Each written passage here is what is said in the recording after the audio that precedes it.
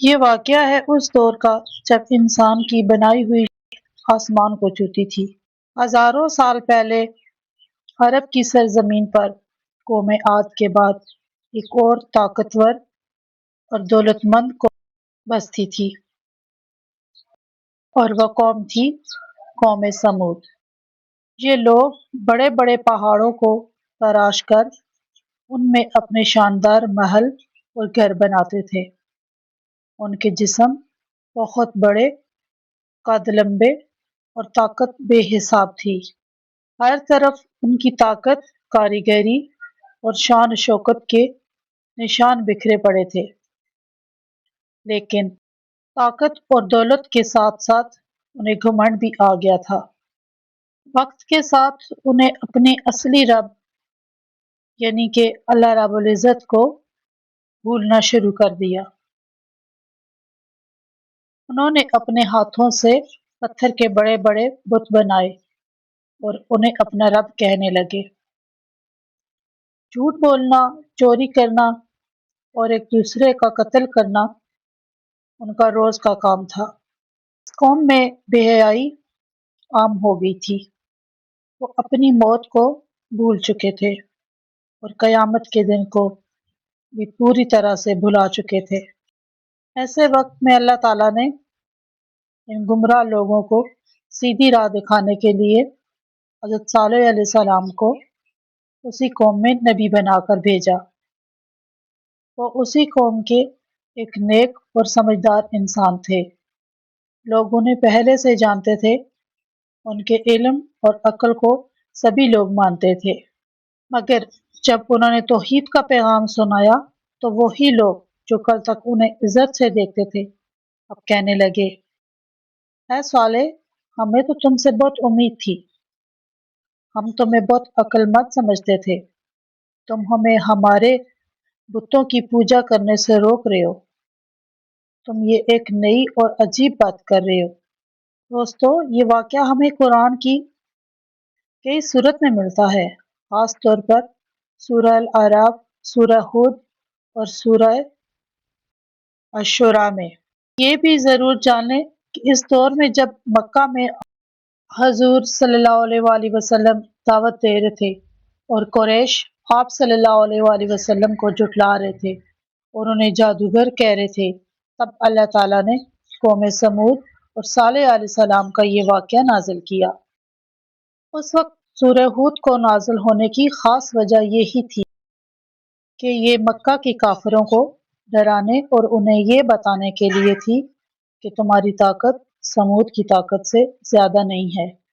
اگر تم بھی اپنے نبی کو جھٹلاؤ گے تو تمہارا انجام بھی وہی ہوگا۔ قوم سمود کے سرداروں نے صالح علیہ السلام کو چیلنج کیا کہ تم ہمارے جیسے ہی ایک انسان ہو، اگر تم سچے ہو تو ہمیں کوئی نشانی دکھاؤ اور اپنے آپ کو ثابت کرو کہ تم سچ میں نبی ہو۔ صالح علیہ السلام نے کہا، اے میری قوم کے لوگوں، اگر میں تمہاری مانگی ہوئی نشانی دکھا دوں کیا تم ایمان لاؤ گے اور اللہ کی راہ پکڑ لو گے؟ سرداروں نے جواب دیا کہ اس پہاڑ کے اندر سے ایک اونٹنی نکال کر دکھاؤ، ایسی اونٹنی جو زندہ، صحت مند اور اللہ کی قدرت کی نشانی ہو۔ چاروں طرف سناٹا چھا گیا۔ حضرت صالح علیہ السلام نے دعا کی، ان کی آنکھوں میں یقین کی چمک تھی۔ انہوں نے اللہ سے دعا کی اور سب کی نظروں کے سامنے وہ چٹان ہلنے لگی، دھیرے دھیرے اس میں دراڑ پڑ گئی اور اللہ کی قدرت سے اس چٹان سے ایک زندہ اونٹنی باہر نکلی جو روشن، مضبوط اور خوبصورت تھی۔ قوم سمود کے لوگوں نے جب یہ دیکھا تو وہ کہنے لگے، نہیں، یہ تو جادو ہے۔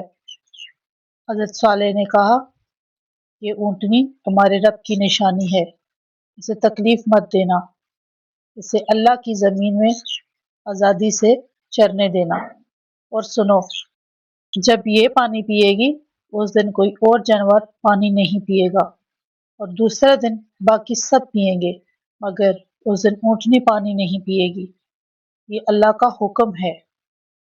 قوم کے کچھ لوگ ایمان لے آئے ان کے دلوں میں نور اتر آیا، مگر زیادہ تر لوگ اب بھی اپنی ضد پر اڑے رہے۔ ان کے دلوں میں تکبر اور جلن بڑھتی جا رہی تھی۔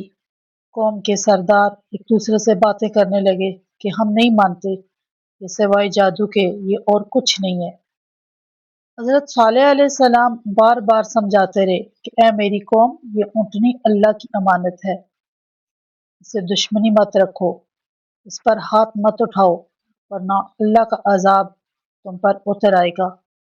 مگر ایک رات جب ریگستان میں سناٹا تھا، کچھ لوگوں نے مل کر اونٹنی کو نقصان پہنچانے کی سازش کی۔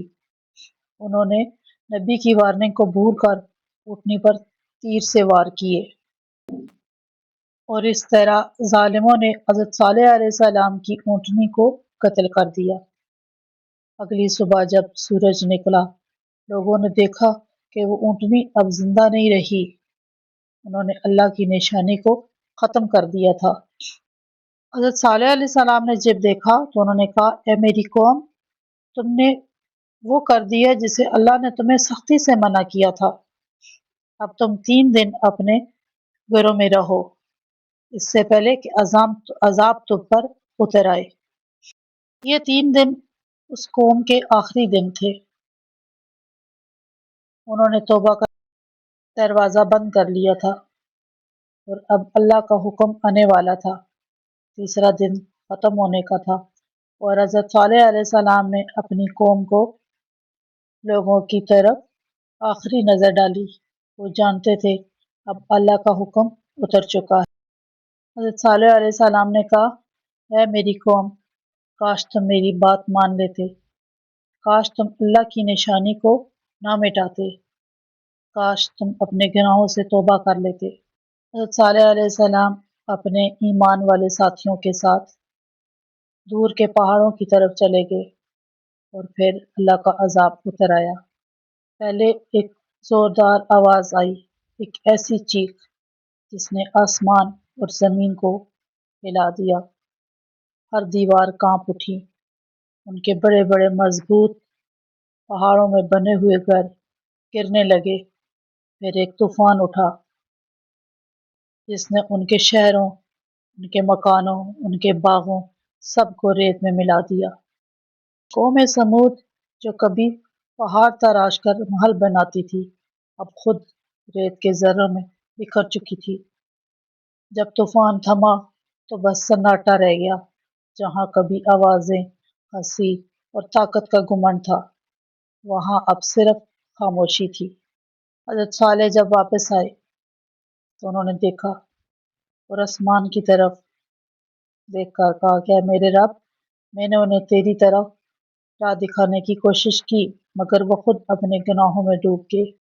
اس طرح قوم جو کبھی دنیا کی سب سے طاقتور کہی جاتی تھی، اپنی ہی نافرمانی کی وجہ سے مٹا دی گئی۔ ان کی طاقت، ان کی دولت، ان کا گھمنڈ سب کچھ ریت میں مل گیا۔ آج بھی مدائن صالح، جسے الحجر بھی کہتے ہیں، کہ پہاڑوں میں وہ نشانے باقی ہیں جہاں وہ قوم رہتی تھی، اور آج وہ پتھر ان کی تباہی کی گواہی دیتے ہیں۔ تو پیارے دوستو، یہ تھا واقعہ حضرت صالح علیہ السلام کا اور قوم سمود کا۔ اس سے ہمیں یہ سبق ملتا ہے کہ گھمنڈ مت کرو، اللہ کی نشانیوں سے انکار مت کرو، کیونکہ جو خود کو بھول جاتے ہیں وہ خود مٹ جاتے ہیں۔ امید ہے یہ واقعہ آپ کو ضرور پسند آیا ہوگا۔ اس ویڈیو کو لائک کریں، کمنٹ کریں اور شیئر کریں تاکہ اور لوگ بھی اسے سبق لے سکیں۔ ہماری اگلی ویڈیو میں ہم ایک اور نبی کی قوم کی داستان لے کر آئیں گے، اس لیے ہمارے چینل کو سبسکرائب کریں۔ السلام علیکم ورحمۃ اللہ وبرکاتہ۔ ایمان اللہ۔